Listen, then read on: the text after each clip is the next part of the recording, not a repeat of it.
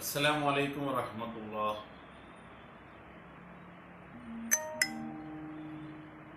അൽഹംദുലില്ലാഹ്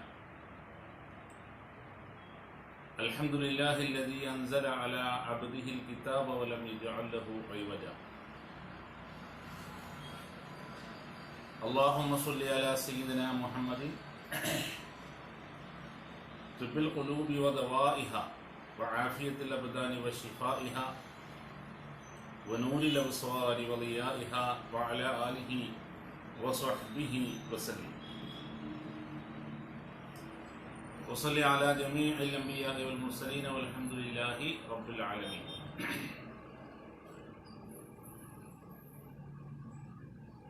ബഹുമാനികളെ,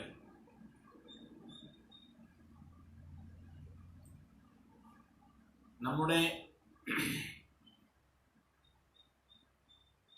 അനുഗ്രഹത്തിന് മേൽ അനുഗ്രഹമായ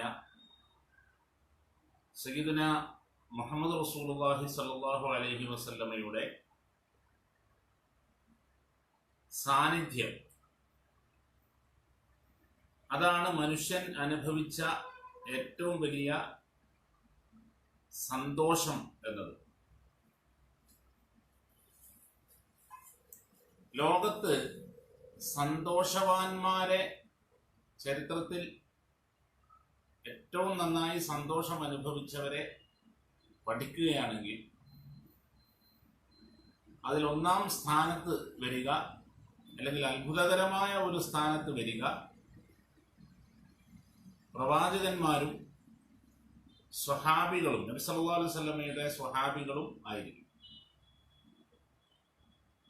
മറ്റ് പലരും ഭൗതികമായി നല്ല ക്ഷേമങ്ങളുള്ള ചിലരൊക്കെ വന്നേക്കാം. പക്ഷേ അങ്ങനെ ഒന്നുമില്ലാതെ വേണ്ടത്ര ഭക്ഷണമോ ഭൗതിക സാഹചര്യങ്ങളോ ഇല്ലാതിരിക്കുമ്പോഴും അതൊക്കെ അങ്ങേയറ്റം ഉള്ളവരെക്കാൾ സന്തോഷം അനുഭവിച്ച ഒരു ജനത, അവരെയാണ് നമുക്ക് സ്വഹാബികൾ എന്ന് വിളിക്കാവുന്നത്. എന്തായിരുന്നു ആ ആഹ്ലാദത്തിന്റെ രഹസ്യം എന്ന അന്വേഷണത്തിലേക്ക് എത്തുമ്പോൾ അതിന് ഉത്തരമായി കിട്ടുക ഈ പ്രപഞ്ചത്തിന്റെ തന്നെ ആഹ്ലാദമായ സയ്യിദുന മുഹമ്മദ് റസൂലുള്ളാഹി സ്വല്ലല്ലാഹു അലൈഹി വസല്ലമയാണ്.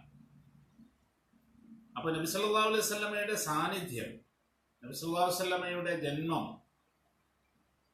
ആ ജന്മത്തിന് ശേഷമുണ്ടായ സാന്നിധ്യം മനുഷ്യരാശിയിൽ ഇന്നേ വരെ അനുഭവിച്ചതിനേക്കാൾ, ഇനി ഒരിക്കലും അനുഭവിക്കാനിടയില്ലാത്തതിനേക്കാൾ ഉജ്ജ്വലമായ ഒരു ആഹ്ലാദ സാന്നിധ്യമായിരുന്നു എന്ന് കാണാം.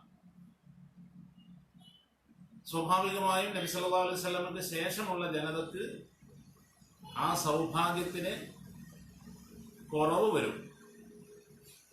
അപ്പൊ നബി സല്ലല്ലാഹു അലൈഹി വസല്ലമയുടെ സാന്നിധ്യം ഉള്ള സ്വഹാബത്തിന് എല്ലാ നിമിഷവും എല്ലാ ദിവസവും അവർക്ക് എന്താണ്?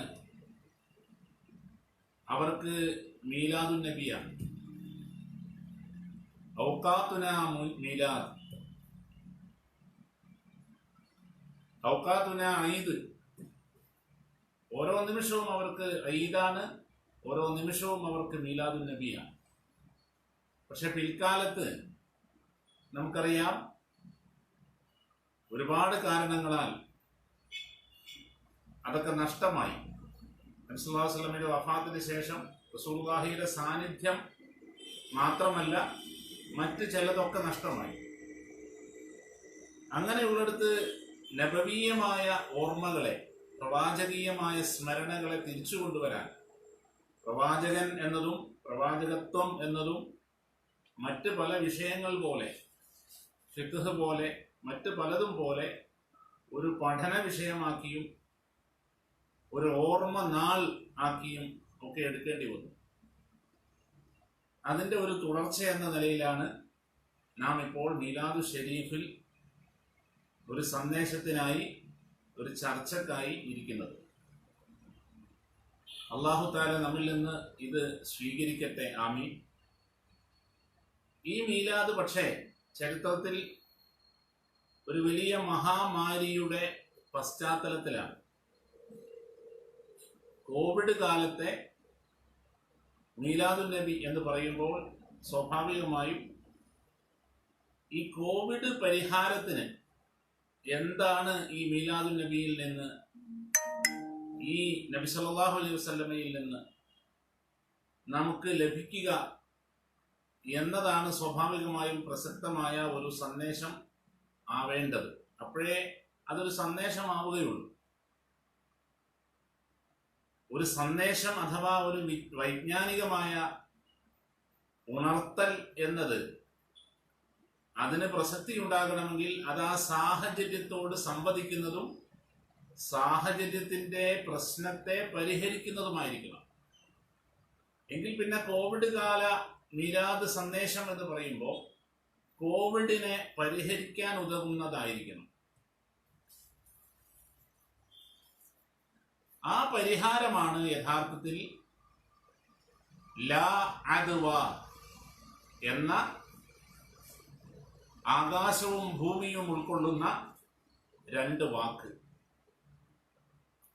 ഞാനും നിങ്ങളും പറയുന്നത് പോലെയോ മറ്റേതെങ്കിലും തത്വചിന്തകന്മാരോ മറ്റോ പറയുന്നത് പോലെയോ അല്ല. പ്രവാചക മൊഴി എന്ന് പറയുമ്പോൾ അത് ഓരോ വാക്കും ഓരോ ലോകമാണ്. ലാ അദ്വ എന്ന രണ്ട് വാക്ക് യഥാർത്ഥത്തിൽ വാനവും ഭൂമിയും ഉൾക്കൊള്ളുന്ന ഈ പ്രപഞ്ചത്തെ ഉൾക്കൊള്ളുന്ന വലിയ ഒരു യാഥാർത്ഥ്യമാണ്, വലിയ ഒരു മെഡിസിനൽ റിബലിസമാണ്, ഒരു വലിയ ശാസ്ത്ര ധാരണ തിരുത്ത് ആണ്. നബി സല്ലല്ലാഹു അലൈഹി വസല്ലമയുടെ ഏറ്റവും വലിയ പ്രത്യേകത മറ്റ് പ്രവാചകന്മാരുടെയും പിൽക്കാല പ്രവാചകാനന്തര ജ്ഞാനികളുടെയും പ്രത്യേകത അതാത് സമൂഹങ്ങളിൽ നിലനിന്നിരുന്ന ധാരണകളെ തിരുത്തിക്കൊണ്ടാണ് അവർ വന്നത് എന്നതാണ്. ലാ എന്ന് പറഞ്ഞുകൊണ്ടാണ് അവരുടെ മതത്തിന്റെ അടിസ്ഥാനം തന്നെ തുടങ്ങുന്നത്. നിങ്ങളെ കരുതി വെച്ചതല്ല ശരി, ലാ ഇലാഹ ഇല്ലല്ലാഹ്. നിങ്ങളുടെ പ്രാഥമികമായ അനുഭവങ്ങളിൽ ഉള്ളതൊന്നുമല്ല ശരി. അപ്പൊ മനുഷ്യന്റെ പ്രാഥമികമായി അവന്റെ ഭക്ഷണം മുതൽ അവന്റെ കാര്യങ്ങൾ നിർവഹിക്കുന്നതായി അവന് തോന്നാനിടയുള്ളത് പലവിധങ്ങളായ വസ്തുക്കളും പ്രതിഭാസങ്ങളും സിദ്ധാന്തങ്ങളും ഒക്കെയാണ്. പക്ഷെ അതൊന്നുമല്ല ശരി. അതിനപ്പുറത്തുള്ള ഒരു ശരിയായ ശരിയുണ്ട് എന്ന് പറയാനാണ് പ്രവാചകൻ വന്നത്. ലാ ഇലാഹ ഇല്ലല്ലാഹ്. എങ്കിൽ ഇത് ഏറ്റവും നന്നായി നടന്ന ഒരു മേഖലയാണ് വൈദ്യശാസ്ത്രം. നബി സല്ലല്ലാഹു അലൈഹി വസല്ലമ ജനിക്കുമ്പോൾ ഉണ്ടായിരുന്ന വൈദ്യധാരണകളെ അടിമുടി തിരുത്തിക്കൊണ്ടാണ് പ്രവാചക വൈദ്യത്തിന്റെ പ്രവാചക സന്ദേശത്തിന്റെ അരങ്ങേറ്റം ഉണ്ടാകുന്നത്. അപ്പോഴേ അതിന് പ്രസക്തിയുള്ളൂ. അതിലൊന്നാണ് രോഗങ്ങളെ കുറിച്ചുള്ള ഒരുപാട് ധാരണ പിശകുകൾ. ഇത് നബി സല്ലല്ലാഹു അലൈഹി വസല്ലം അടിമുടി തിരുത്തുകയും അത് തിരുത്തിയത് കൊണ്ട് തന്നെ ആ രോഗങ്ങളിൽ നിന്നൊക്കെ വിമോചനം നേടുവാൻ ആ രാജ്യത്തിന്, ആ രാഷ്ട്രങ്ങൾക്ക് സാധിക്കുകയും ചെയ്യും. അപ്പൊ മനുഷ്യന്റെ പരിമിതമായ ബുദ്ധിയുടെ ആലോചനയിൽ നിന്നുണ്ടാകുന്ന ചില ധാരണകൾ വെച്ചാണ് അന്നും ഇന്നും മനുഷ്യൻ ചികിത്സിക്കുന്നത്, രോഗങ്ങളെ നേരിടാൻ ശ്രമിക്കുന്നത്. പക്ഷെ ആ പരിമിതമായ ബുദ്ധിയുടെ അറിവ് കൊണ്ട് രോഗങ്ങളെ ചികിത്സിക്കുന്നത് വളരെ പരീക്ഷണാത്മകമായ ഒരു ഭാഗ്യപരീക്ഷണം മാത്രമാണ്. അതിനാൽ തന്നെ വൈദ്യശാസ്ത്രം പ്രവാചക വഴിക്ക് വരുമ്പോഴുള്ള പ്രത്യേകത അത് യാതൊരു തെറ്റിനും സാധ്യതയില്ലാത്തതിനാൽ പരാജയ സാധ്യത നന്നേ കുറയും എന്നതാണ്. എന്നാൽ പരീക്ഷണ നിരീക്ഷണങ്ങളുടെ അടിസ്ഥാനത്തിൽ അനുഭവവേദ്യമായതിന്റെ പരിധിയിൽ വെച്ചുകൊണ്ടുള്ള വൈദ്യശാസ്ത്രം, അതിന്റെ പ്രശ്നം അത് ചിലപ്പോൾ താൽക്കാലികമായ ഫലങ്ങളെ ഉണ്ടാക്കിയേക്കുമെങ്കിലും ആ ഫലത്തിന്റെ പല മടങ്ങ് അതിന്റെ ദുരിതങ്ങൾ പിന്നീട് അനുഭവിക്കേണ്ടി വരും എന്നതാണ്. ഇപ്പൊ കോവിഡ് വിഷയത്തിൽ തന്നെ കോവിഡ് മരണങ്ങളെ കുറിച്ചുള്ള പഠനം ഉൾക്കൊള്ളുന്ന ഏറ്റവും പുതിയ പഠനം എടുക്കുക.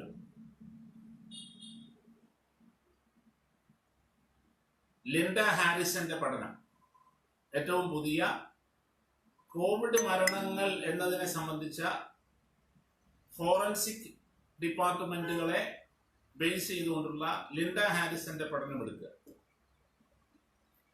അവിടെ മരുന്നുകളുടെ ഉപയോഗത്തിന്റെ പലതരത്തിലുള്ള മാറ്റങ്ങൾ, പരീക്ഷണങ്ങളുടെ മേൽ പരീക്ഷണങ്ങൾ വന്ന് അതിനൊക്കെ വിധേയരായവരുടെ മരണങ്ങളെ കൃത്യമായി നമുക്ക് വായിക്കാൻ പറ്റും. അതൊരു പുതിയ കാര്യമല്ല, മെഡിക്കൽ രംഗത്ത് അനുവദനീയമാണ്. രോഗികൾ ട്രീറ്റ്മെന്റൽ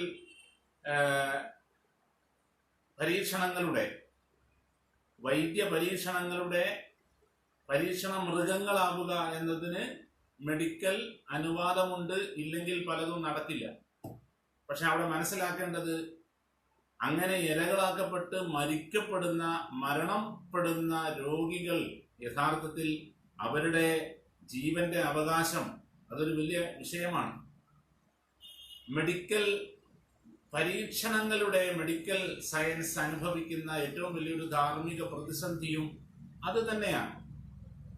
ഇവിടെയാണ് കുറ്റമറ്റ ഒരു വിജ്ഞാനം, ഒരു ഉറവിടത്തിൽ നിന്നുള്ള വൈദ്യശാസ്ത്രമാവുക എന്നതിന്റെ പ്രസക്തി. ആ വൈദ്യശാസ്ത്രം പറഞ്ഞയാൾ അത് പൂർണ്ണമായി നടപ്പിലാക്കി കാണിക്കുക എന്നതിന്റെ മറ്റൊരു പ്രസക്തി. ഇവിടെയാണ് പ്രവാചകീയമാകണം വൈദ്യം എന്നതും പ്രവാചക വൈദ്യത്തിന്റെ യുക്തി അവിടെയാണ്.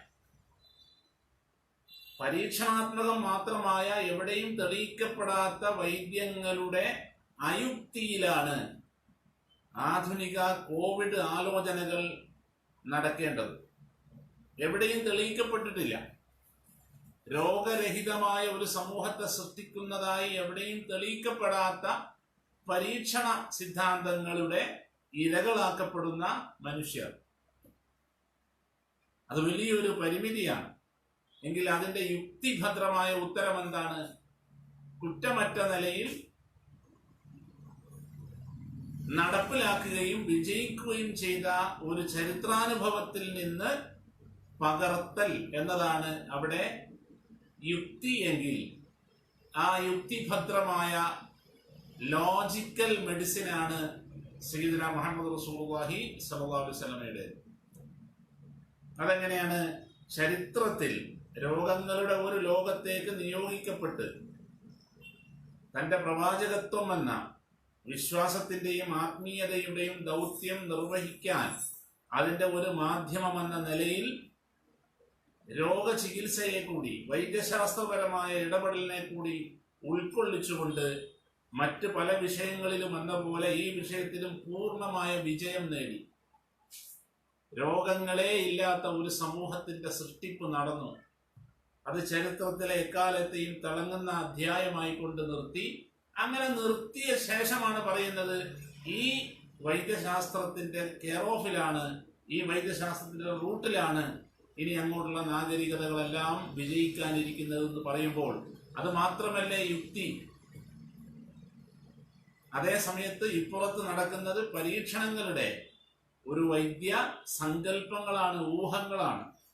അതിന് 3 അടിസ്ഥാനങ്ങളാണുള്ളത്. 1 നിരീക്ഷണങ്ങൾ, 2 പരീക്ഷണങ്ങൾ, 3 അനുഭവങ്ങൾ. ഇത് 3ഉം യഥാർത്ഥത്തിൽ മനുഷ്യന്റെ പരിമിതിയിൽ വലിയ അപകടങ്ങൾ ഉള്ളതാണ്. അപ്പൊ മനുഷ്യന്റെ അനുഭവങ്ങളുടെ പോലും അപ്പുറമുള്ള ഒരു സത്യത്തിൽ നിന്ന്, ആ സത്യത്തിന്റെ ഒരു ശാസ്ത്രത്തിൽ നിന്നാകണം യഥാർത്ഥത്തിൽ വൈദ്യം വരേണ്ടത്.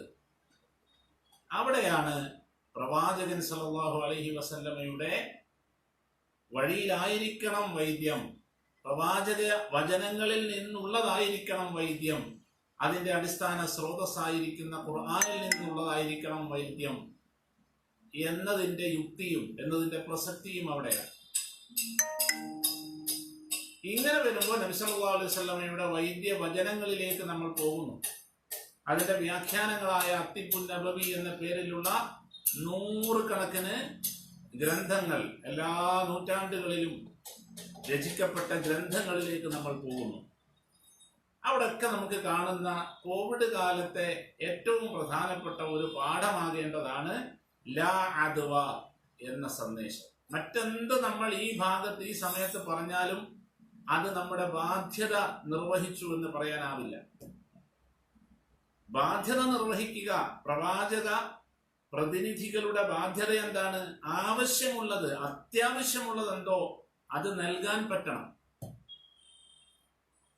അത് നൽകാൻ പറ്റണം. ഈ 2 വാക്ക് പറയുന്നതിന് പകരം 2000 വാക്ക് പൊതുവായതോ ഹദീസിലുള്ളത് തന്നെയോ പറഞ്ഞാലും ജനങ്ങൾക്ക് ദിശാബോധം ഇപ്പോൾ ലഭിക്കേണ്ടത് ഈ വിഷയത്തിലാണ്. ലോകം സ്റ്റക്കായിരിക്കുന്നത് ഈ വിഷയത്തിലാണ്. ലോകം ചലിക്കേണ്ടത് ഈ വിഷയത്തെ മറികടന്നുകൊണ്ടാണ്. എങ്കിൽ പിന്നെ ഈ വിഷയത്തിലാണ് കൃത്യമായ പരിഹാരം ലഭിക്കേണ്ടത്. അതുകൊണ്ട് പ്രവാചക പ്രതിനിധികളെന്ന് സ്വയം കരുതുന്നവർ, പ്രവാചക പ്രതിനിധികളെന്ന് ഏൽപ്പിക്കപ്പെട്ടവർ ഏറ്റവും ഉത്തരവാദിത്തത്തോടു കൂടി പറയേണ്ട, പഠിപ്പിക്കേണ്ട ഒരു ചികിത്സാ വചനം, ചികിത്സാ സൂക്തം, കോവിഡ് കാല വൈദ്യ സൂക്തം ലാ അദ്വ എന്നതാണ്. എങ്ങനെയാണ് ഇതിനെ ഈ ഏത് സ്രോതസ്സിൽ നിന്നും ഏതൊക്കെ സാഹചര്യങ്ങളിലൂടെയുമാണ് ഇതിനെ നാം പഠിക്കേണ്ടത് എന്നത് പ്രധാനമാണ്. ഈ ഹദീസിനെ നാം കാണുന്നത് ബാബു തിബ് എന്ന സ്വഹീഹുകളിലെ പ്രത്യേക ഭാഗത്താണ്. ബാബുൽ ഈമാനിലല്ല, ബാബു തൗഹീദിലല്ല. അതുകൊണ്ട് തന്നെ ഈമാനികമോ തൗഹീദിയോ ആയ മായനയേക്കാൾ ഇതിന്റെ പ്രധാന മായന തിബ്ബിയായ മായനയാണ് ഇതിൽ നിന്ന് മനസ്സിലാക്കേണ്ടതും അതാണ് ജനങ്ങൾക്ക് പഠിപ്പിക്കേണ്ടതും.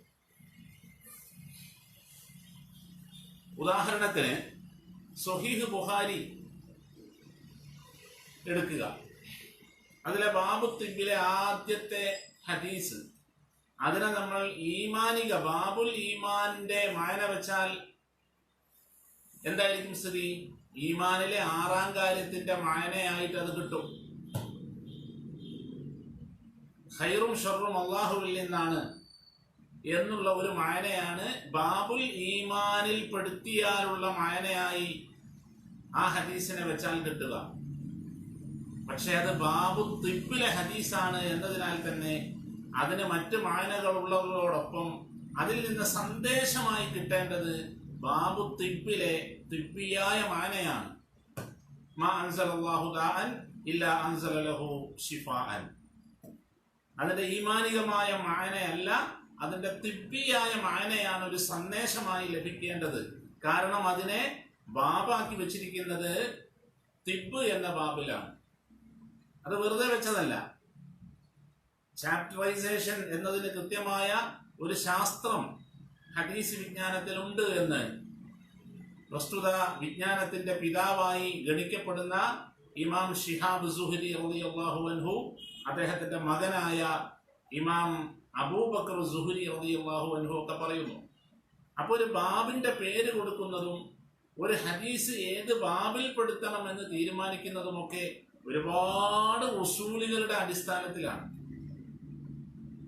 അപ്പൊ ബാബു തിബ്ബിലെ 1ാമത്തെ ഹദീസിന് ഈമാനികമായ അർത്ഥം വെച്ചാൽ അത് ഈമാൻ കാര്യത്തിലെ ആറാം കാര്യത്തിന്റെ ഒരു മായനയാണ് അതിൽ കിട്ടുക.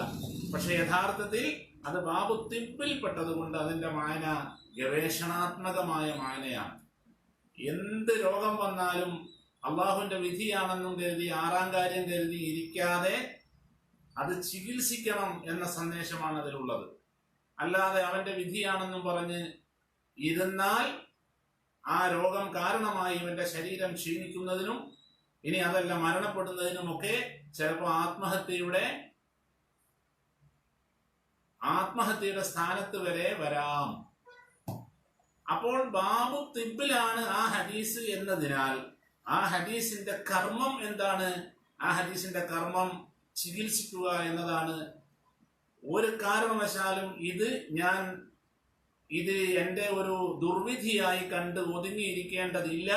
ഇത് തീർച്ചയായും ചികിത്സിക്കപ്പെട്ട് ശിഫയാക്കപ്പെടുന്നതാണെന്ന് കരുതി നിരന്തരമായി ശ്രമിക്കാൻ രോഗിയോടും നിരന്തരമായി ആ രോഗത്തിന് ചികിത്സ നൽകാൻ, മരുന്ന് നൽകാൻ ഡോക്ടറോടും കൽപ്പിക്കുന്ന ഹദീസാണത്.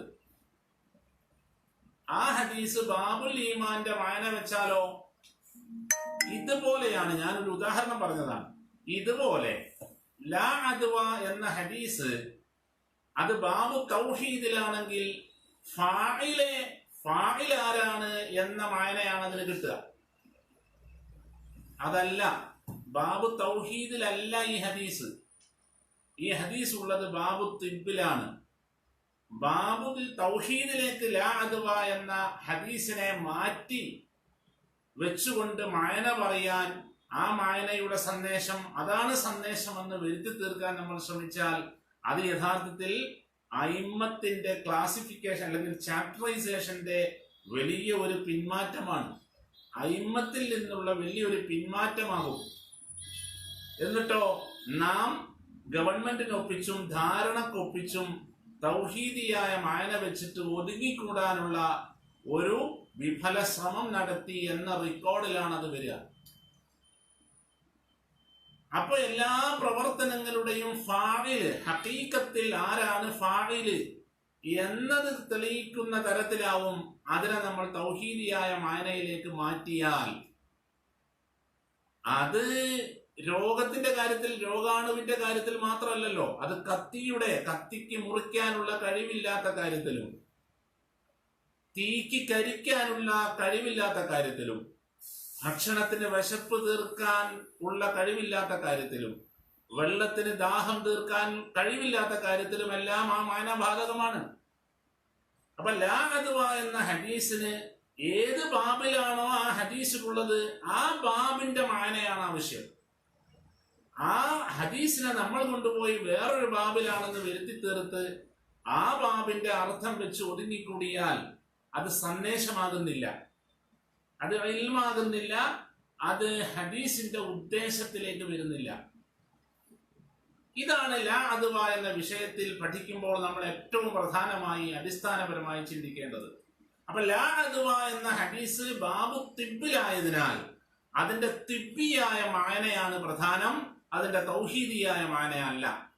അതിന് തൗഹീദിയായ മായനയുണ്ട്, അതിന് പ്രസക്തിയുണ്ട്, അതിന്റെ സ്പിരിച്വൽ പ്രാക്ടീസ് ലെവലുണ്ട്, സ്പിരിച്വലായ അതിന്റെ ഇദ്റാക്ക് ലെവലുണ്ട്, ഒക്കെ ശരിയാണ്.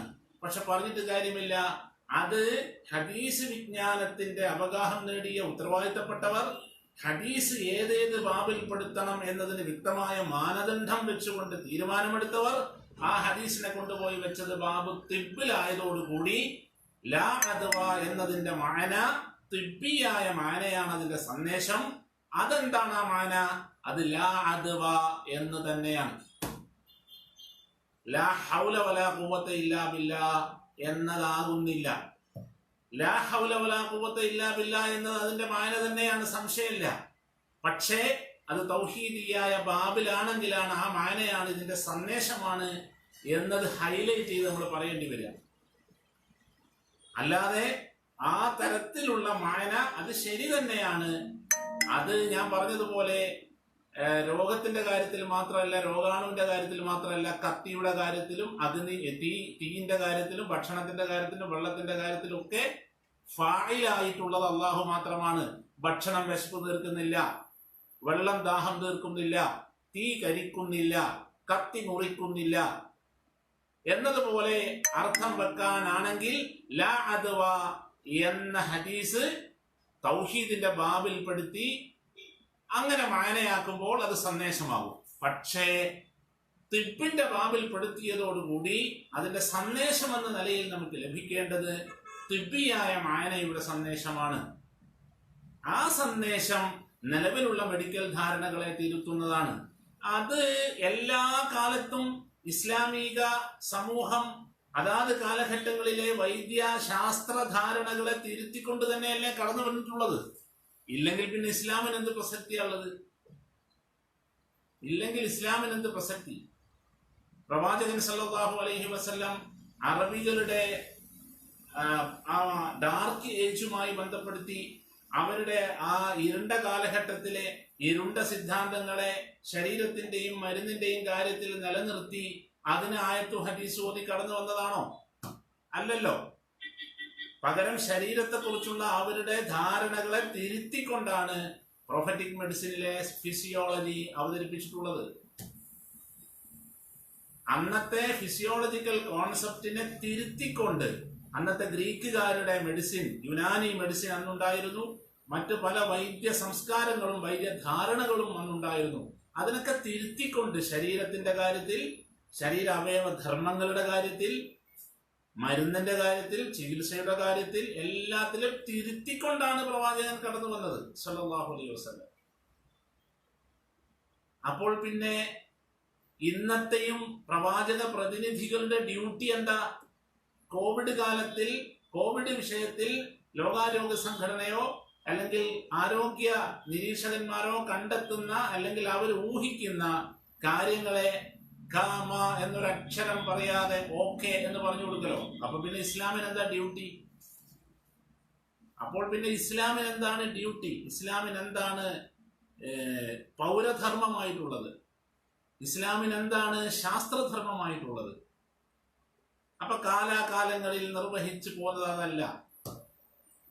ഇബ്നു സീനയെ കുറിച്ച് പഠിച്ചു നോക്കൂ. അതുവരെ ഉണ്ടായിരുന്ന വൈദ്യ ഈ സാംക്രമിക രോഗങ്ങളുടെ കാര്യത്തിൽ ഉണ്ടായിരുന്ന മിയാസമിക് കൺസെപ്റ്റ് മുതൽ ഒരുപാട് കൺസെപ്റ്റുകൾ ഹിപ്പോക്രാറ്റിസ് മുതലേ കരുതി വരുന്നത് എന്ന് കരുതി വെച്ചിരുന്ന, എന്ന് കരുതി പോന്നിരുന്ന സിദ്ധാന്തങ്ങളെ തിരുത്തുകയാണ് ഇബ്നു സീന ചെയ്തത്.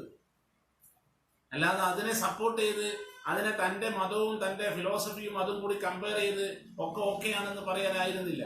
ഒരു കാലത്തും ഇസ്ലാം ശ്രദ്ധിക്കപ്പെട്ട, ഇസ്ലാമിന് വളർച്ചയുണ്ടാകാൻ കാരണമായത് ശാസ്ത്ര മേഖലയിലെ ബദൽ ശാസ്ത്ര സമർപ്പണങ്ങളാണ്. അതെന്തുകൊണ്ടാണ്? അപ്പോഴാണ് ശാസ്ത്രകാരന്മാരും ജനങ്ങളും ചിന്തിക്കുക, ഇതിന് മാത്രം ബദലായ ഒരു സിദ്ധാന്തം പറയാൻ മാത്രം ഉള്ള കഴിവുള്ള, ശേഷിയുള്ള, ശാസ്ത്രാടിത്തറയുള്ള ഒരു മതം എന്ന് സ്വാഭാവികമായും ചിന്തിക്കുന്നത്. അങ്ങനെയാണ് യൂറോപ്പിൽ ഇസ്ലാം വന്നത്. ഏഷ്യയിൽ ഇസ്ലാം സേവനത്തിലൂടെയും യൂറോപ്പിലെ ഇസ്ലാം ശാസ്ത്ര ഇടപെടലിലൂടെയും ശാസ്ത്ര പ്രബോധനത്തിലൂടെയുമാണ് വന്നത്. ഏത് ശാസ്ത്ര പ്രബോധനം? അവര് എഴുതി വെക്കുന്ന ശാസ്ത്രത്തെ ഓക്കെ പറഞ്ഞു കൊടുക്കുന്ന, അതിന് ഖുർആനും ഹദീസും പോകുന്ന ശാസ്ത്രമല്ല. അവർ കരുതി വച്ചിരിക്കുന്ന ധാരണകളെ തിരുത്തിക്കൊണ്ട് പകരം പദ്ധതികളെ അവതരിപ്പിച്ചപ്പോൾ ജനങ്ങൾക്ക് കിട്ടിയ തുറസ്, ശാസ്ത്രത്തിൽ കിട്ടിയ, സിദ്ധാന്തങ്ങളിൽ കിട്ടിയ, മെഡിസിനിൽ കിട്ടിയ, ബയോളജിയിൽ കിട്ടിയ, എല്ലാത്തിലും കിട്ടിയ തുറസ്സാണ് സ്വാഭാവികമായും ഇസ്ലാമിലേക്ക് യൂറോപ്പിനെ ആകർഷിപ്പിച്ചത്. അങ്ങനെയെങ്കിൽ നിലവിൽ കോവിഡ് കാലത്തെ വലിയ ഒരു ധാരണാ തിരുത്താണ് ലാ അദ്വ എന്ന 2 വാക്കുകൊണ്ട് 2000 കാതങ്ങൾ അകലേക്ക് ഇസ്ലാമിനെ എത്തിക്കാൻ പറ്റുന്ന, 2000 കാതങ്ങൾക്കപ്പുറത്തേക്ക് മനുഷ്യരാശിയെ കുതിപ്പിക്കാൻ പറ്റുന്ന 2 വാക്കുകളാണ് ലാ അദ്വ.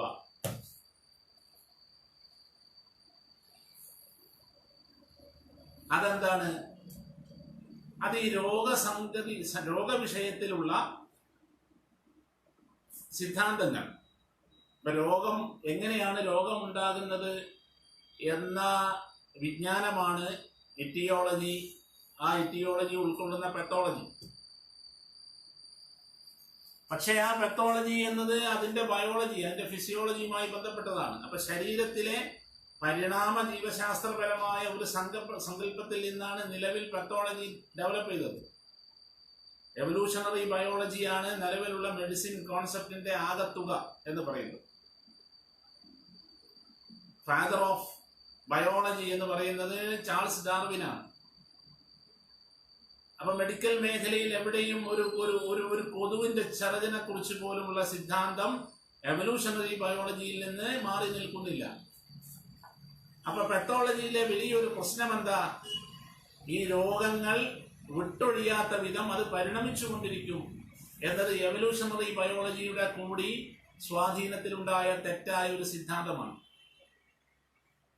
ഈ മുരടില് പ്രശ്നം വന്നാൽ അതെല്ലാത്തിലും പ്രശ്നം ഉണ്ടായിക്കൊണ്ടിരിക്കുമല്ലോ. മുരട്ടിലാണ് പ്രശ്നം. ബയോളജി മുതലേ ഇതിൽ പ്രശ്നമുണ്ട്.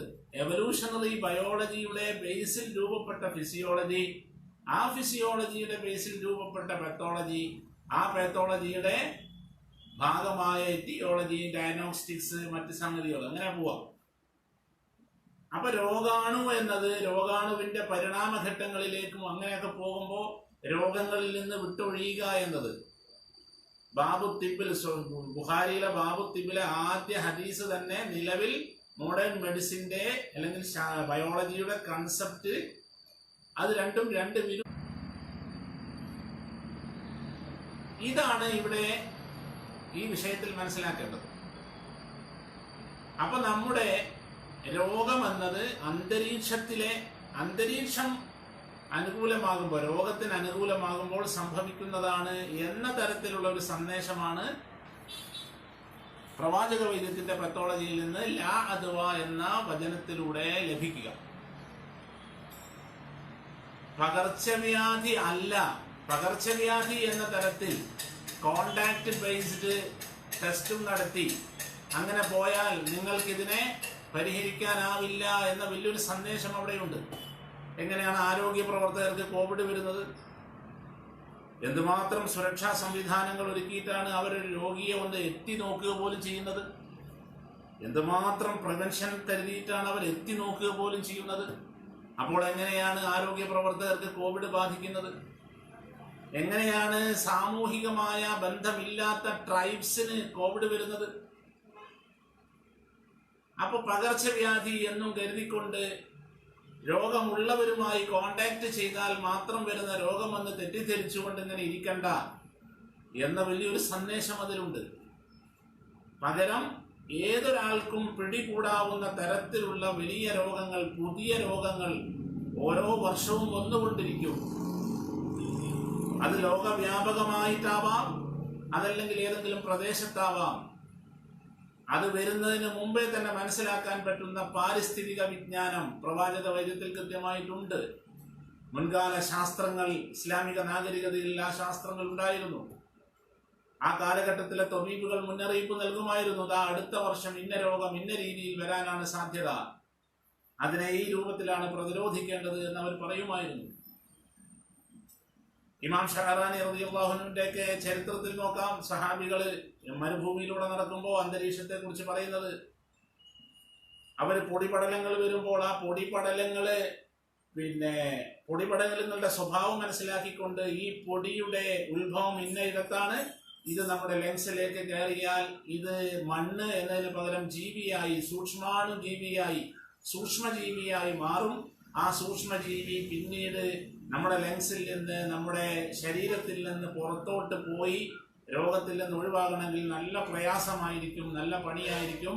അതുകൊണ്ട് ഈ പൊടിപടലത്തെ നിങ്ങൾ പ്രതിരോധിക്കണം എന്ന് പറഞ്ഞതൊക്കെ ധാരാളമായി നമുക്ക് കാണാം. ഇമാം അൽ ഹുമൈദിയുടെ തിബ്ബുൻ നബവിയില് ഇമാം യൂസുഫുൽ ബർസാലി ഇവിടെ തിബ്ബുൻ നബവിയിലൊക്കെ കൃത്യമായിട്ട് ഇതിന്റെ ചരിത്രം കാണാം. അപ്പൊ സൂക്ഷ്മജീവികളാലുള്ള രോഗം എന്നതൊക്കെ കൃത്യമായ ഒരു പ്രവാചക വൈദ്യ ധാരണയായിരുന്നു, അല്ലെങ്കിൽ പ്രവാചക വൈദ്യ സിദ്ധാന്തമായിരുന്നു എന്ന് ചുരുക്കം. പറഞ്ഞു വന്നത്, ലാ അദ്വ എന്നത് പകർച്ചവ്യാധി എന്ന ഒരു പരിധിയിൽ ആർക്കെങ്കിലും ഈ കോവിഡ് രോഗം ഉണ്ടെങ്കിൽ ആ രോഗമുള്ളവരെ കോണ്ടാക്ട് ചെയ്തതിനാൽ, അവരുമായി അറ്റാച്ച്ഡ് ആയതിനാൽ വേറൊരാൾക്ക് വരും. അങ്ങനെ ഇല്ലെന്ന് കണ്ടാൽ സേഫാണ് എന്ന് തെറ്റിദ്ധരിക്കേണ്ടതില്ല. പകരം അതിലുപരി ഈ രോഗത്തിന്റെ സാധ്യത അന്തരീക്ഷത്തിൽ നിലനിൽക്കുന്നു. ഈ രോഗം ആർക്കും പിടിപെടാവുന്ന രൂപത്തിൽ അന്തരീക്ഷം പാകമാകുമ്പോൾ ആ അന്തരീക്ഷത്തെ തൊട്ട് നിന്നെ പ്രതിരോധിക്കുന്ന ഒരു സംവിധാനമാണ് വേണ്ടത്. ഇനി അഥവാ അത് പിടിപെട്ടാൽ അതും ആ അന്തരീക്ഷവുമായി ബന്ധിപ്പിച്ചുകൊണ്ട് തന്നെ പരിഹരിക്കുന്ന ഒരു പദ്ധതിയാണ് വേണ്ടത്. ഇപ്പൊ നമ്മുടെ നിലവില് കോവിഡിനെ എങ്ങനെ പ്രിവെന്റ് ചെയ്യുന്നു എന്നതും എങ്ങനെ സെറ്റിൽ ചെയ്യാൻ ശ്രമിക്കുന്നു എന്നതും പരിശോധിക്കുമ്പോൾ അവിടെ അന്തരീക്ഷത്തിന് പ്രത്യേകിച്ച് യാതൊരു പ്രാധാന്യവും ഇല്ല.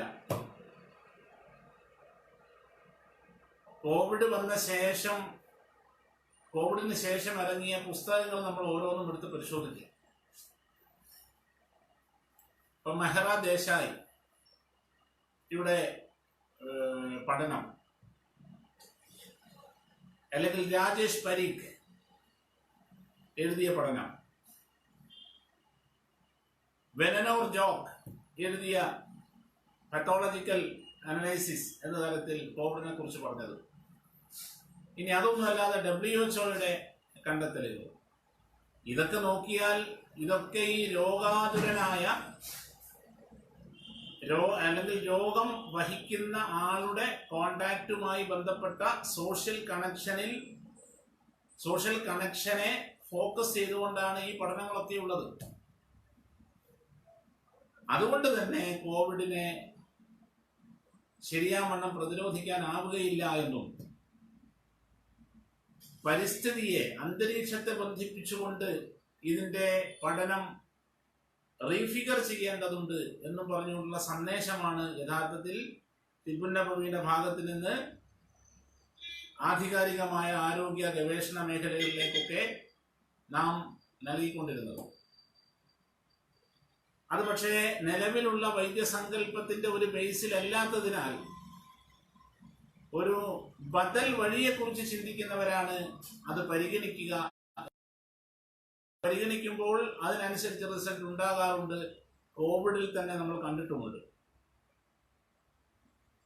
പക്ഷെ ആ നിലയിൽ പ്രവാചക വൈദ്യത്തെ അവതരിപ്പിക്കുവാൻ ഒരു മാസ് പ്രസന്റേഷൻ ഉണ്ടാകണമെങ്കിൽ പ്രവാചകന്റെ സമുദായത്തിന്റെ മൊത്തം പ്രാതിനിധ്യം ഈ വിഷയത്തിൽ ഉണ്ടാകുമ്പോഴാണ് അത് നടക്കുക. അതില്ലാത്തതിന്റെ പ്രശ്നം കൂടിയാണ് ഇന്ന് ലോകം അനുഭവിക്കുന്ന ഈ രോഗം. യാതൊരു സംശയവുമില്ല. കാരണം കോവിഡ് കാര്യത്തിൽ ലാ അദ്വ എന്ന സന്ദേശം, അത് രണ്ട് പ്രധാനപ്പെട്ട സന്ദേശമാണ് കൃത്യമായി കോവിഡ് ലോകത്തിന് നൽകുന്നത്. ഒന്ന്, രോഗബാധിതരുമായുള്ള contact based invention and diagnostics എന്നതിനെ മാറ്റി നിർത്തുക. അന്തരീക്ഷം ഇതിന് എങ്ങനെ ലിങ്ക് ചെയ്യപ്പെടുന്നു, എങ്ങനെ അതിന്റെ സോഴ്സ് ആകുന്നു എന്നതിലേക്ക് മാറുക. ലാ അദ്വ എന്നതിന് രണ്ട് തരത്തിലുള്ള ശ്രദ്ധ, രണ്ട് തരത്തിലുള്ള മാന, രണ്ട് തരത്തിലുള്ള മീനിങ് പ്രധാനമാണ്. ഒന്ന്, ഇത് സാംക്രമിക രോഗം അഥവാ പകർച്ചവ്യാധി അല്ല എന്ന അർത്ഥവും ഇല്ല എന്ന അർത്ഥവും, ഇത് രണ്ടും പ്രധാനമാണ്.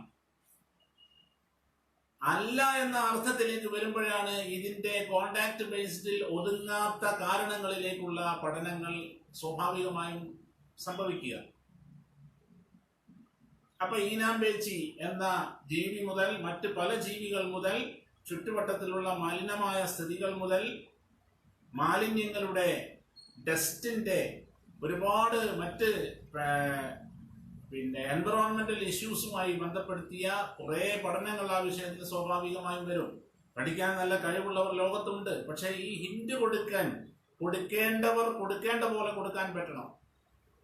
അത് വളരെ മാസീവായിട്ട് കൊടുക്കുമ്പോഴാണ് അതൊരു ഇഷ്യൂ ആകുന്നത്. അല്ലാതെ അതൊരു 10 പേരുടെ 100 പേരുടെ ഒരു തിബുൻ നബവി സമർപ്പണം കൊണ്ട് അത് അങ്ങനെ ആയിക്കൊള്ളണമെന്നില്ല. എന്നിട്ട് പോലും ഇന്ന് ലോകരാജ്യങ്ങളിലെ വലിയ ശാസ്ത്രജ്ഞരടക്കം സൈലന്റ് ആയിട്ടാണെങ്കിൽ പോലും, ചിലപ്പോ പ്രൈവറ്റ് ആയിട്ടാണെങ്കിൽ പോലും പോസിറ്റീവ് റെസ്പോൺസ് നൽകിക്കൊണ്ടിരിക്കുന്നു. അപ്പോൾ പിന്നെ ഇതിനെ ശരിക്കും ഏറ്റെടുക്കേണ്ടതുപോലെ ഇതിന്റെ വക്താക്കൾ ഏറ്റെടുത്തിരുന്നു എന്നുണ്ടെങ്കിൽ എത്ര വലിയ വ്യത്യാസമാകുമായിരുന്നു. ഈ കോവിഡ് കാലം മാത്രം മതിയാകുമായിരുന്നു. പ്രത്യേകിച്ച് പ്രവാചകനെതിരെയൊക്കെയുള്ള വലിയ ആരോപണങ്ങളുടെ, വലിയ ഭീകരവാദവൽക്കരണത്തിന്റെയൊക്കെ വലിയ സാമൂഹിക പ്രതിസന്ധികളെ മറികടക്കാൻ വെറും കോവിഡ് കാലത്തെ കോവിഡ് ബദൽ വഴിയെ അവതരിപ്പിച്ചാൽ മാത്രം യഥാർത്ഥത്തിൽ സാധിക്കുമായിരുന്നു. ഏതായാലും ഇതിന്റെ രണ്ട് മീനിങ്ങുകളിൽ ഒന്ന് അല്ല എന്നതും ഒന്ന് ഇല്ല എന്നതുമാണ്. അല്ല എന്നതിലേക്ക് നമ്മൾ വരുമ്പോഴുള്ള ഗുണം എന്താണ്? അവിടെ ഈനാമ്പേച്ചി കേന്ദ്രീകൃതമായ അല്ലെങ്കിൽ കോവിഡ് ബാധിതനായ ഒരാളെ കേന്ദ്രീകരിച്ചുകൊണ്ടുള്ള പരിശോധനകൾ, അകന്നു നിൽക്കലുകൾ എന്നുള്ളിടത്ത് ഒതുങ്ങി നിൽക്കാതെ ഏത് സാഹചര്യത്തിലും ഏത് വ്യക്തിയിലും വരുന്ന പാരിസ്ഥിതിക ബന്ധങ്ങളിലുള്ള എൻവിറോൺമെന്റൽ ഡയഗ്നോസിസ് എന്ന് പറയുന്ന എൻവിറോൺമെന്റൽ റിലേറ്റഡ് ആയ പെത്തോളജിക്കൽ പഠനത്തിലേക്ക് ഈ കോവിഡ് വിഷയം പോകുമായിരുന്നു. അങ്ങനെ പോകണം എന്നുള്ള നിർദ്ദേശമാണ് യഥാർത്ഥത്തിൽ നമ്മൾ ആദ്യം മുതലേ കേന്ദ്ര ഗവൺമെന്റിനും മറ്റ് അന്തർദേശീയ ആരോഗ്യ മേഖലകളിലൊക്കെ നമ്മൾ സമർപ്പിക്കാൻ ശ്രമിക്കുന്നത്. എന്നതുപോലെയാണ് ഈ ലാ അദ്വ എന്നതിന്റെ വളരെ കോൺഫിഡൻഷ്യലായ, വളരെ പോസിറ്റീവായ ഒരു തലം എന്നത് രോഗഭീതിയിൽ നിന്നുള്ള ഇന്നുള്ള വലിയൊരു പ്രശ്നം. കേരളത്തിൽ 170 കുട്ടികൾ ആത്മഹത്യ ചെയ്ത ഒരു രോഗമാണ് കോവിഡ് എന്ന ഭീകരാവസ്ഥ നമ്മൾ മനസ്സിലാക്കണം. കേരളത്തിൽ മാത്രം 170 കുട്ടികൾ ആത്മഹത്യ ചെയ്തു കോവിഡ് കാലത്ത്. എന്താ കാരണം? കോവിഡിന്റെ സോഷ്യൽ ഡിസ്റ്റൻസിങ്ങിന്റെ കാരണമായി വീടുകളിൽ ഒതുങ്ങി സ്കൂളുകളിൽ പോകാൻ പറ്റാതെ കുട്ടികൾ ഈ ഓൺലൈൻ പഠനം എന്ന് പറയുമ്പോൾ നമ്മൾ എന്താ തെറ്റിദ്ധരിച്ചത്? പഠനം എന്നാൽ ആശയ പഠനമാണെന്നാണ്. ക്യാമ്പസുകളിലൂടെ മനുഷ്യൻ എന്താ കിട്ടുന്നത്? എന്തിനാണ് ഒരു ഡിഗ്രിക്കാകെ 4 പുസ്തകം 4 ദിവസം കൊണ്ട് വായിച്ചു തീർക്കാവുന്നതല്ലേ ഉള്ളൂ. പിന്നെ എന്തിനാണ് ക്യാമ്പസ് വെച്ചത്? എന്ത് വിഡിത്തമാണ് നമ്മൾ പറയുന്നത്? എഡ്യൂക്കേഷൻ എന്നതുകൊണ്ട് ഉദ്ദേശിക്കുന്നത് നോളജ് പ്ലസ് ആക്ഷൻ. ആക്ഷൻ എന്നതിന്റെ ഉദ്ദേശം സ്റ്റേയിങ് എക്സ്പീരിയൻസ് ആണ്. സ്റ്റേയിങ് എക്സ്പീരിയൻസ് വിത്ത് ക്യാമ്പസ്. ക്യാമ്പസ് എന്നുകൊണ്ട് ഉദ്ദേശിക്കുന്നത് ഫ്രണ്ട്ഷിപ്പ്, ഒരുപാട് സംഗതികളുണ്ട്. ഇല്ലാതെ കൊല്ലത്തില് ഒരു വർഷത്തേക്കാകെ 5 ടെക്സ്റ്റ് ബുക്ക്, അതൊരു മാസം വേണോ പഠിച്ചു തീർക്കാൻ? ക്യാമ്പസ് ആണ് യഥാർത്ഥത്തിൽ എഡ്യൂക്കേഷൻ. അതും ചെറിയ കുട്ടികളുടെ എഡ്യൂക്കേഷൻ എന്ന് പറഞ്ഞാൽ പ്രത്യേകിച്ചും അങ്ങനെയാണ്. അവരുടെ ഫ്രണ്ട്ഷിപ്പാണ് ജീവിതത്തിന്റെ ഏറ്റവും വലിയ മനോഹരമായ, എനർജറ്റീവായ, ഏറ്റവും വലിയ ഊർജ സ്രോതസ് എന്ന് പറയുന്നത് സൗഹൃദമാണ്. ആ സൗഹൃദത്തിലെ ഏറ്റവും മനോഹരമായ, അവിസ്മരണീയമായ മാതൃപിതൃബന്ധങ്ങളെ പോലും കവച്ചു വെക്കുന്ന തലങ്ങൾ വരെയുള്ള സംഗതി എന്താണ്? ക്യാമ്പസ് ഫ്രണ്ട്ഷിപ്പാണ്. എന്നാൽ അത് നിഷേധിക്കപ്പെട്ടതിന്റെ പേരിൽ കുട്ടികൾ ആത്മഹത്യ ചെയ്തത് കോവിഡിന്റെ തെറ്റായ സമീപനം കാരണമായിട്ടാണ് എന്നതുകൂടി സന്ദേശിക്കാൻ നമുക്ക് സാധിക്കണം. അപ്പൊ ഇങ്ങനെ മനുഷ്യനായി തീർന്നു. ക്വാറന്റൈൻ സംവിധാനങ്ങളുടെ അടക്കമുള്ള കുറെ പ്രശ്നങ്ങൾ എന്തുകൊണ്ട് വന്നതാണ്? ഇൻഷാ അല്ലാഹ് ഞാൻ നിങ്ങളെ ഇമാം അബ്ദുൽ വഹാബ് ഷഅറാനി റളിയല്ലാഹു അൻഹുവിന്റെ കാലത്തെ ഒരു പകർച്ചവ്യാധി സങ്കല്പത്തിലേക്ക് നിങ്ങളുടെ ശ്രദ്ധ ഞാൻ ക്ഷണിക്കുന്നു.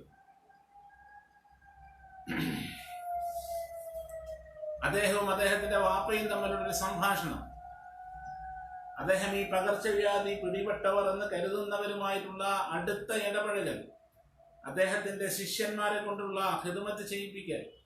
അപ്പോൾ അദ്ദേഹത്തിന്റെ പിതാവ് ഒന്നുകൊണ്ട് കുഷ്ഠരോഗികളിൽ നിന്ന് നീ ഓടി അകലുക എന്ന ഹദീസ് കേട്ടിട്ടില്ലേ എന്ന് ചോദിക്കുന്നത്. കുഷ്ഠരോഗികളിൽ നിന്ന് നീ ഓടി അകലുക എന്ന ഹദീസ് കേട്ടിട്ടില്ലേ എന്ന് ചോദിക്കുന്നു. അപ്പോൾ അദ്ദേഹം തിരിച്ചു ചോദിക്കുന്നു, ലാ അദ്വ എന്ന ഹദീസ് നിങ്ങൾ കേട്ടിട്ടില്ലേ? അത് കേട്ടിട്ടില്ലേ എന്ന് വെറുതെ ചോദിക്കുകയല്ല, അദ്ദേഹം പ്രായോഗികമായി കാണിക്കുന്നു. അതെന്തേ? അത് തിബ്ബുൻ നബവിയുടെ കൃത്യമായ ജ്ഞാനലോകത്തിൽ നിന്ന് ലഭിക്കുന്ന ഒരു കൃത്യമായ ബോധ്യമാണത്.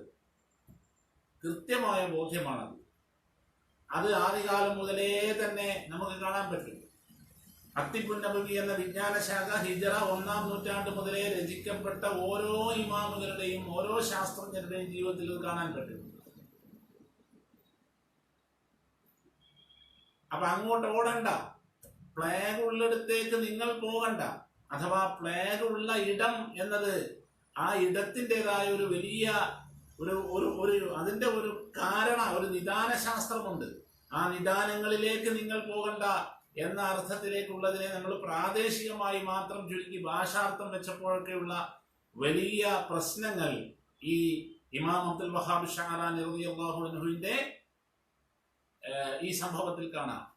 ഇദ്ദേഹത്തിന്റെ മാത്രമല്ല, എല്ലാവരുടെയും, ഇമാം അൽ ഹുമൈദിയുടെ, ഇമാം യൂസുഫ് അൽ ബർസാലിയുടെ ഒക്കെ ചരിത്രത്തിൽ ഇത് കാണാം. തിബ്ബുൻ നബവി ആധികാരികമായി പഠിച്ച് പ്രാക്ടീസ് ചെയ്തവർ, അതിന്റെ ഗ്രന്ഥങ്ങൾ രചിച്ചവർ ഒക്കെ അവരുടെയൊക്കെ കാലഘട്ടങ്ങളിൽ ഇതിന് സമാനമായ പല രോഗങ്ങളും ഉണ്ടായിട്ടുണ്ട്. അവിടെയൊക്കെ പകർച്ചവ്യാധി സങ്കല്പത്തെ അവർ വളരെ കൃത്യമായി ഹദീസ് വെച്ചുകൊണ്ട് നേരിട്ടിട്ടുണ്ട്. അപ്പൊ രോഗഭയത്തെ തൊട്ട് തന്നെയുള്ള വലിയ ഒരു പ്രതിരോധം കൂടിയാണ് യഥാർത്ഥത്തിൽ ഈ രണ്ട് വാക്ക് എന്ന് പറയുന്നത്. എന്നിട്ട് ആരോഗ്യ പ്രവർത്തകർ വളരെ ആത്മവിശ്വാസത്തോടു കൂടി ഭയലേശമന്യേ അവർക്ക് ശുശ്രൂഷകൾ നൽകി അവരാ രോഗത്തിൽ നിന്ന് ഒഴിവാക്കിയെടുക്കുന്നത് കാണാം. രോഗം പിടിപെട്ട ഒരു ദേശമാണെന്ന് കരുതി ഇവിടുന്ന് ഓടിയാരും പോകണ്ട എന്ന അർത്ഥതലത്തെ, അതുകൊണ്ട് ഇവിടെ നിന്ന് ആരും പുറത്തോട്ട് പോകരുത്, ഈ രോഗം സ്പ്രെഡ് ചെയ്യാൻ പോകരുത് എന്ന അർത്ഥത്തിലേക്ക് മാറ്റി നമ്മൾ ചർച്ച ചെയ്തതൊക്കെ ചരിത്രത്തിലും പലപ്പോഴും ഈ മാറ്റി ചർച്ച ചെയ്യലൊക്കെ ഉണ്ടായിട്ടുണ്ട്.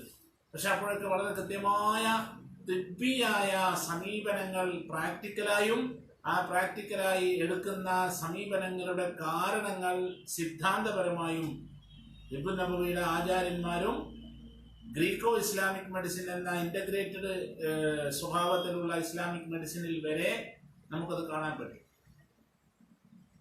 അപ്പൊ രണ്ടർത്ഥത്തിനും വലിയ പ്രാധാന്യം നിലവിലുണ്ട് എന്നാണ് ഞാൻ പറഞ്ഞുകൊണ്ട് വരുന്നത്. പക്ഷെ അവിടെ ചിലർ വ്യാഖ്യാനിച്ചു കളയും. ഈ പറയുന്ന ആചാര്യന്മാരൊക്കെ, ഇമാം അബൂ നുഐം ആകട്ടെ, അതുപോലെ ഈ പറഞ്ഞ ഷാറാനി ആകട്ടെ, ഇവരൊക്കെ സൂഫിയാക്കൾ കൂടിയാണ്. അപ്പോൾ അതൊരു തവക്കുലിന്റെ മക്കാമാണ് എന്നൊക്കെ പറഞ്ഞിട്ട് ഇവരെന്ത് ചെയ്യും? അത് സാധാരണക്കാർക്ക് സാധ്യമല്ല എന്ന് പറയും. ഒരു കാര്യം നമ്മൾ മനസ്സിലാക്കണം, ഈ ആളുകളോ ഈ മഹാന്മാരൊക്കെ ഹദീസിനെ ഏത് ബാബിൽ നിന്നാണോ പഠിക്കേണ്ടത് അതാത് ബാബിൽ നിന്നാണ് പഠിച്ചത്. അത് ഞാൻ നേരത്തെ പറഞ്ഞു. അപ്പൊ ഇഹ്സാന്റെ അർത്ഥം വെക്കേണ്ട ഹദീസ്, ഈമാനിക അർത്ഥം വെക്കേണ്ട ഹദീസ്, തിബ്ബിയായ അർത്ഥം വെക്കേണ്ട ഹദീസ്, അതൊക്കെ ബാബിനെ അടിസ്ഥാനപ്പെടുത്തി ഇൽമ നേടുന്നവർ തന്നെയാണ് ഈ പറഞ്ഞ ആളുകൾ. അപ്പൊ ഇവർ ഒരു ഭാഗത്ത് സൂഫികളാകും, വേറൊരു ഭാഗത്ത് ഫുഖഹാക്കളാണ്, വേറൊരു ഭാഗത്ത് കെമിസ്റ്റുകളാണ്, വേറൊരു ഭാഗത്ത് ഫിസിഷ്യന്മാരാണ്, വേറൊരു ഭാഗത്ത് ഓതേഴ്സ് ആണ്. എങ്കിൽ അതാത് ഇടങ്ങളിൽ അവർ അതാതിന്റെ സമീപനമെടുക്കുന്ന കൃത്യമായ ബോധ്യം, വകതിരിവ് ഉള്ളവരാണ്. അതുകൊണ്ടാണ് അവർ ഇമാമുകളായത്. അപ്പോൾ അവരുടെ രോഗം ബാധിച്ച എപ്പിഡമിക്സിന്റെ ഇരകളെന്ന് ധരിക്കപ്പെടുന്ന ആളുകളുമായുള്ള സഹവാസം അത് തസവൂഫിയായ ഒരു ഇസ്തിഖാമത്തിൽ നിന്നുണ്ടായതാണ് എന്ന് പറയാൻ യഥാർത്ഥത്തിൽ അവരുടെ തിബ്ബിയായ മായന മനസ്സിലാക്കിയ വലിയ വിശാരദന്മാരായ വലിയൊരു ഭാഗത്തെ നമ്മൾ മറച്ചു വെച്ചുകൊണ്ട് അങ്ങനെ പറയുന്നത് യഥാർത്ഥത്തിൽ ഈ ഹദീസിന്റെ അർത്ഥം തെറ്റിക്കലും ഈ ഹദീസിന്റെ സന്ദേശം മാറ്റലുമാണ്. ഇനി പറയാൻ ധൈര്യമില്ലെങ്കിൽ പോലും അരുതാത്തതും പ്രമാണമില്ലാത്തതും പറയാതിരിക്കാനുള്ള ഒരു മര്യാദയെങ്കിലും നമ്മൾ ഈ ഹദീസിന്റെ കാര്യത്തിൽ കാണിക്കാൻ പറ്റണം. അപ്പൊ അതുകൊണ്ട് ഈ കോവിഡ് കാലത്ത് കൃത്യമായി നമുക്ക് ഇതിന്റെ പരിഹാരം സൃഷ്ടിക്കാൻ സാധിക്കും. പക്ഷേ അത് ആധികാരികമായ മാസീവായ പഠനവും സമർപ്പണവും ഈ ഹദീസിന്റെ വിഷയത്തിൽ ഉണ്ടാകണമെന്ന് മാത്രം. കൊറോണയുടെ ആദ്യ സമയം മുതലേ തന്നെ ഞാൻ എൻ്റെ പൂർവ്വ കലാലയം കൂടിയായ മദ്രാസ് യൂണിവേഴ്സിറ്റിയിലെ അവിടെ സുവോളജി ഡിപ്പാർട്ട്മെന്റിലെ ഒരു മാസം നീണ്ട ഒരു ശാസ്ത്രജ്ഞരുടെ ഒരു ശാസ്ത്ര മേഖലയിലെ ഒരു കൂട്ടായ്മ, ഒരു ശാസ്ത്രജ്ഞ കൂട്ടായ്മ നടന്നു. മൈക്രോ ഓർഗാനിസം എന്ന വിഷയത്തിലുള്ള പ്രത്യേകമായ ഒരു വർക്ക്ഷോപ്പായിരുന്നു അത്.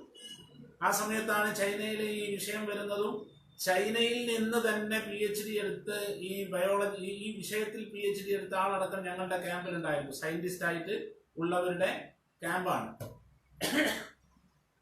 അതോടൊപ്പം ഇത് ബയോവാർ പൊളിറ്റിക്സിന്റെ ഭാഗമാണ് എന്ന നിലയിൽ അവതരിപ്പിക്കുന്ന ഗവേഷണം നടത്തിക്കൊണ്ടിരിക്കുന്ന PhD ചെയ്തുകൊണ്ടിരിക്കുന്ന യൂണിവേഴ്സിറ്റി സ്കോളർ അതേ ക്യാമ്പിലുണ്ടായിരുന്നു. ഞങ്ങൾ രണ്ടുപേരും മാത്രം ഒരു റൂമിൽ താമസിക്കുന്ന ആ ക്യാമ്പ് എന്ന് പറയുന്നത് 24 മണിക്കൂറുമുള്ള എല്ലാം ഉൾക്കൊള്ളുന്ന ക്യാമ്പായിരുന്നു.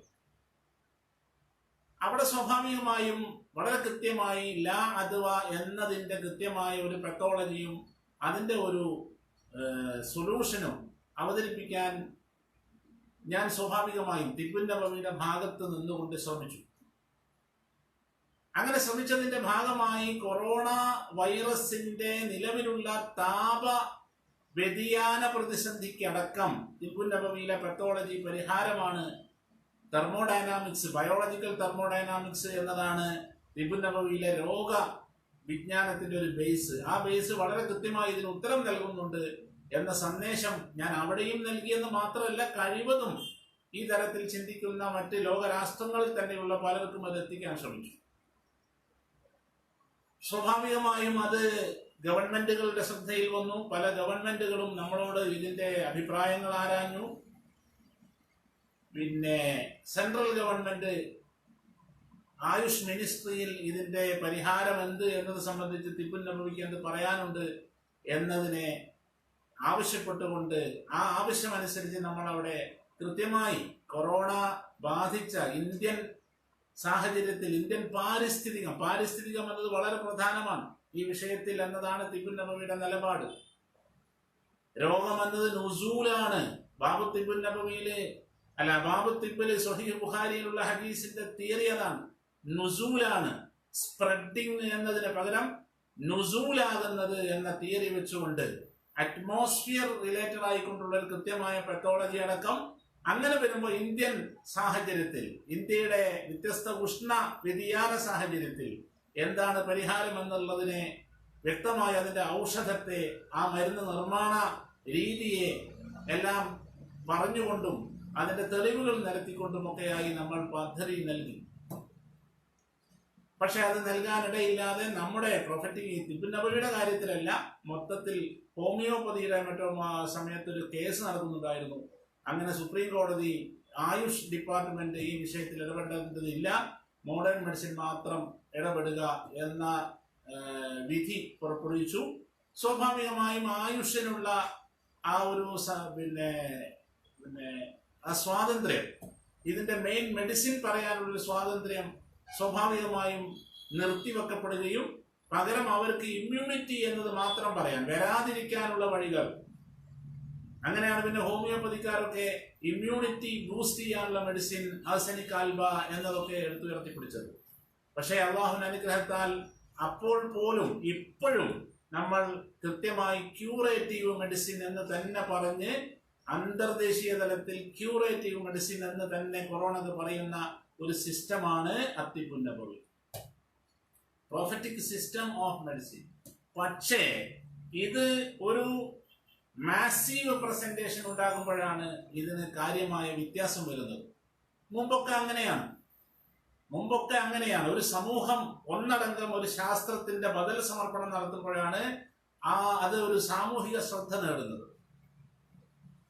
അതുകൊണ്ട് തന്നെ ഈ അടച്ചിട്ടിരിക്കാതെ മൂടിപ്പൊതച്ച് കിടന്നുറങ്ങുന്നതിന് പകരം എല്ലാവരും ഒന്ന് ഉണരുകയും ഓരോ വ്യക്തിയും, കിതാബ് നോക്കാൻ കഴിവുള്ള ഓരോ പണ്ഡിതനും, പെത്തോളജിക്കലായി അറിവുള്ള ഒരു പെത്തോളജി ഡിഗ്രിയെങ്കിലുമുള്ള ഓരോ ശാസ്ത്ര മേഖലയിലെ വിദ്യാർത്ഥികളും, ഡിഗ്രിക്കാരും PGക്കാരും PhDക്കാരും ഒക്കെ ഒരേ സമയം ഉണർന്നുകൊണ്ട് ഈ വിഷയത്തിലേക്ക് നിൽക്കുകയാണെങ്കിൽ എവിടെയാണ് തെറ്റുപറ്റിയത് എന്ന് മുൻകാല നാഗരികതകളിൽ ഇസ്ലാമിക ശാസ്ത്രജ്ഞർ പറഞ്ഞതുപോലെ, ഇസ്ലാമിക ഇമാമുകൾ പറഞ്ഞതുപോലെ, കോവിഡ് കാലത്തെ ഇങ്ങനെ സ്റ്റക്കാക്കി നിർത്തുന്ന, വീണ്ടും വീണ്ടും പിന്നോട്ട് വലിക്കുന്ന സാമ്പത്തിക സ്ഥിതി അടക്കം എല്ലാ അവശതകളും ഉണ്ടായിരിക്കുന്നത് ഏത് ന്യൂനതയിൽ നിന്നാണ്, ഏത് പത്തോളജിക്കൽ ന്യൂനതയാണ്, ഏത് ഫാർമക്കോളജിക്കൽ ന്യൂനതയാണ് എന്ന് പറയാൻ നമുക്ക് സാധിക്കും. പക്ഷെ അത് സാധിക്കണമെങ്കിൽ രണ്ട് വാക്കിന്മേലുള്ള നബി സല്ലല്ലാഹു അലൈഹി വസല്ലമയോടുള്ള നമ്മളുടെ സ്നേഹം, ബന്ധം, അനുധാവനം എന്നതിലൊക്കെ ഒരു സത്യമുണ്ടെങ്കിൽ ആ നബി സല്ലല്ലാഹു അലൈഹി വസല്ലം പറഞ്ഞ രണ്ട് വാക്കിന്റെ ആ വാക്ക് ലോകത്തോട് പറയേണ്ട പോലെ പറയാൻ, പ്രമാണങ്ങൾ പറഞ്ഞതുപോലെ പറയാനുള്ള ഒരു ആർജവത്വം നമ്മൾ കാണിച്ചാൽ ഈ ലോകത്തിന് നമ്മേക്കാൾ പ്രിയപ്പെട്ടവരായി, പ്രവാചകനേക്കാൾ പ്രിയപ്പെട്ടവരായി, ഇപ്പൊ നമ്മളൊരു പൂതിക്ക് ഇങ്ങനെ പറയാൻ, നമ്മുടേത് മാത്രമായ ഒരു സർക്കാസത്തിന്റെ ലോകത്ത് നിന്നുകൊണ്ട് പ്രവാചകന്റെ ഇഷ്ടം എങ്ങനെ പറയാൻ? നമ്മളൊരു 10 പേരുടെ ഇഷ്ടമല്ല. ഈ ലോകത്തിന് മൊത്തമുള്ളതാണ് പ്രവാചകനെങ്കിൽ ആ ലോകത്തിന്റെ മൊത്തം വഴിയായി ഈ കോവിഡ് കാലം ഒരു ബദൽ വഴിയായി പ്രവാചകനെ അവതരിപ്പിക്കാൻ സാധിച്ചാൽ ഈ പ്രവാചകനായിരിക്കും ഈ ലോകത്തിന്റെ ഏറ്റവും ഇഷ്ട കേന്ദ്രം. അതിലേക്ക് നമുക്ക് നിൽക്കാൻ സാധിക്കണം.